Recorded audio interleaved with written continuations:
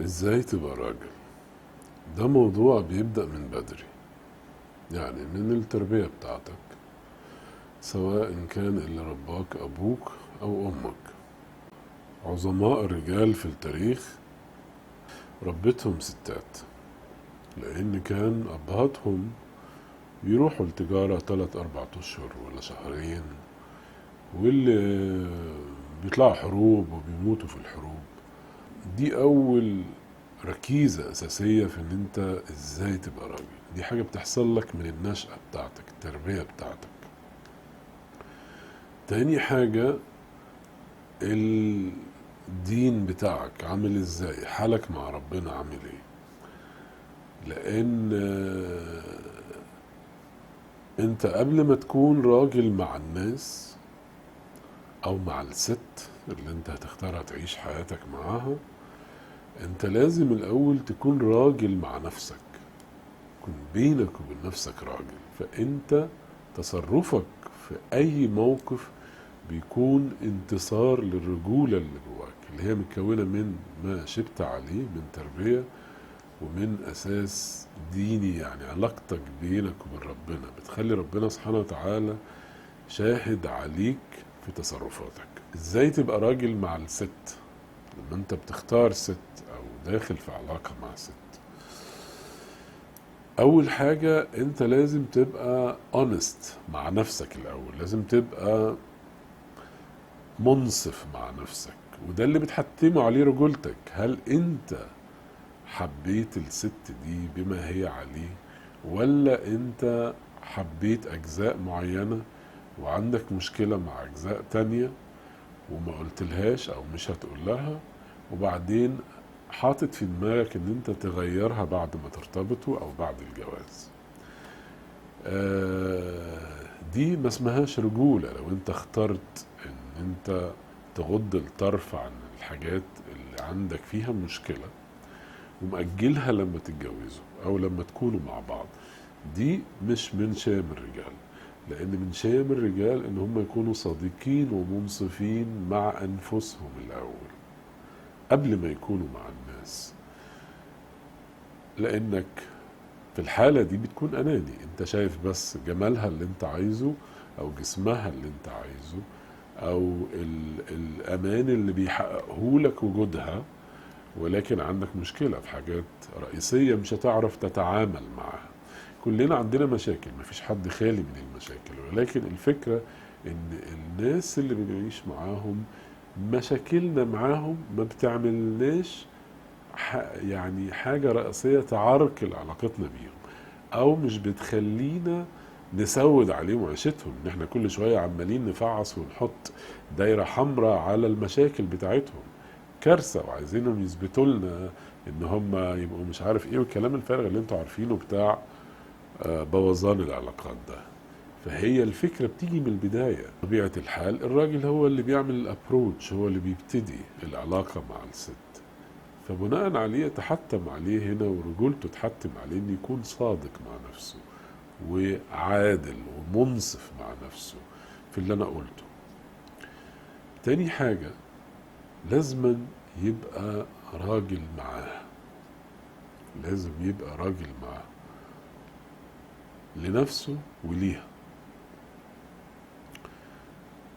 الرجولة مع الست مش زي ما تربينا كلنا. الرجالة في الوطن العربي تربينا غلط، زي ما البنات تتربت غلط، بس ده مش موضوعنا. انا بتكلم على الرجالة هنا. احنا تربينا ان الراجل هو اللي بيشخط وينطر السيد، وهو اللي كلمته مش عارف ايه والكلام ده. اوكي، يعني ده اللي تربينا عليه. فده 3/4 ما كانش 99% منه في اخطاء وجودية مش ماشية اصلا مع ديننا، يعني مش ماشية مع دينك ذات نفسك. ففكرة ان انت تفهم ان انت ذكورتك او رجولتك بان انت تستقوى على انسانة ربنا امنك عليها، دي لوحدها فكرة كارثة كارثية. العكس تماما، هو ده مفهوم الرجولة. ان انت تحسسها ان او تنقل لها الاحساس الصادق ده، ان هي في وجودها معاك هتحس بأمان، مش هتحس بخوف. فعش الإنسانة اللي عايشة معاك في حياتك تبقى خايفة منك، دي حاجة قلة أدب، دي حاجة بشعة، انت مش خاطفها يعني. فأول حاجة انك تحسس الإنسانة اللي معاك بالأمان، دي من شيم الرجال. تاني حاجة ان انت زي ما قلنا ما تخونهاش، مش الخيانة العاطفية طبعا اكيد ده مرفوض، خيانة التقبل، ان انت ما تكونش ضحك عليها وقايل لها ان انت اوكي معاها وانت عندك اشياء انت بتكرهها ومش هتعرف تكوب معاها او تتماشى معاها. ولو ده حصل واديتها عهد وكلمة وبقت مراتك، فانت مجبر بموجب الرجولة والموجب الرباني وكل العهود ان انت تقبلها بما هي عليه. اوكي، ما تسوتش عليها عيشتها، لان هنا دي انا بسميها خيانة، ودي خيانة لا تقل عن الخيانة الجسدية. الحاجة اللي بعد كده ان انت تكون عطوف على المرأة، يعني انت راجل قوي ويعني تنكسر عليك الصخور، بس ده عشان تدافع عنها وعشان تدافع عن حياتها وعشان تأمن لها حياة كريمة وحياة سعيدة وهادية، مش عشان تطلع ده فيها وتستقوى عليها. أضعف راجل خلق هو الراجل اللي بيستقوى على المرأة. مش معنى كده ان المرأة كائن ضعيف، ولكن رقاقة المرأة مش معناه ان هي ضعيفة. اوكي، بل بالعكس، لما بتكون حتى المرأة قوية عن العادة وتكون ذكية، فهي بتستضعف نفسها قدام الراجل، عشان الراجل ما بيحبش الست اللي بتنطحه في شخصيته. يعني انك تبقى راجل مع المرأة، انك تستوعبها، انها ما تخافش ان هي تيجي تتكلم معاك، انك تبقى بشوش في وشها، ما تبقاش قافل وشك كده وعايش في دور الجامد. ما عارفين يا عم انك جامد، بس انت مش جامد على شريكة حياتك. بالعكس، انت المفروض تبقى كوميديان فارسير مع مراتك، ملهاش علاقة خالص بان دي شخصيتك ضعيفة وان هي تبقى شخصية لايت. لا بالعكس، ده انت بتاخد عليها ثواب كمان.